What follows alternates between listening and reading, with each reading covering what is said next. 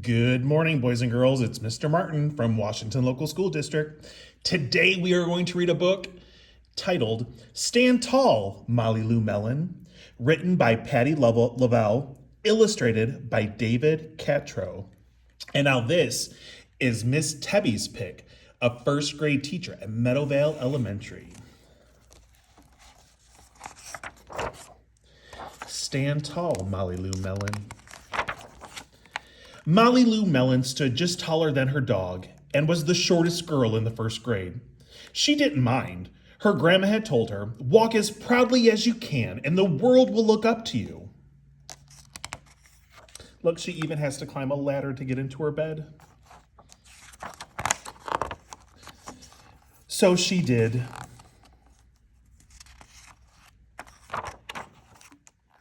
Lou Melon had buck teeth that stuck out so far she could stack pennies on them. She didn't mind. Her grandma had told her, "Smile big and the world will smile right alongside you." So she did. Lou Melon had a voice that sounded like a bullfrog being squeezed by a boa constrictor. She didn't mind. Her grandma had told her, "Sing out clear and strong and the world will cry tears of joy." Ooh, Frog does not look too happy about what he's listening to. So she did. Lou Melon was often fumble-fingered. She didn't mind. Her grandma had told her, "Believe in yourself and the world will believe in you too." So she did. Then Lou Melon moved to a new town. She had to say goodbye to her grandma and all of her friends. Oh no.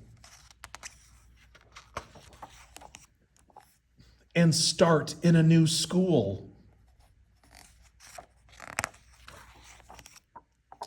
On the first day of school, Ronald Durkin called her Shrimpo in gym class.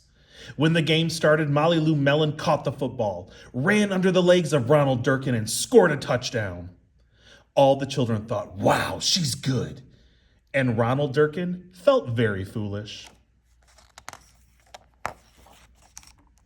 On the second day of school, Ronald Durkin called her Bucky-Tooth Beaver.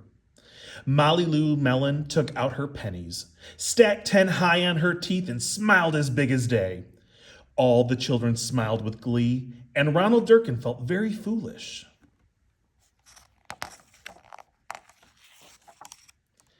On the third day of school, Ronald Durkin said, "You sound like a sick duck, honk honk."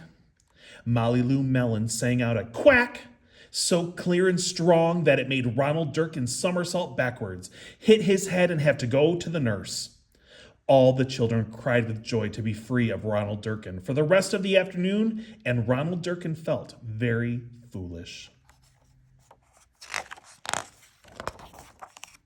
On the fourth day of school, Ronald Durkin said that she'd made the snowflake all wrong.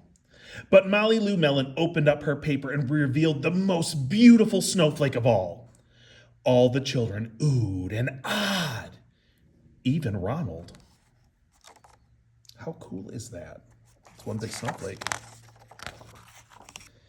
On the fifth day of school, Ronald Durkin brought Lou Melon a stacking penny for her tooth and smiled at her. That night, Lou Melon took out a pencil and paper and wrote a letter to her grandma. "Dear Grandma, I wanted to tell you that everything you told me was exactly right. Love, Lou Melon." The end.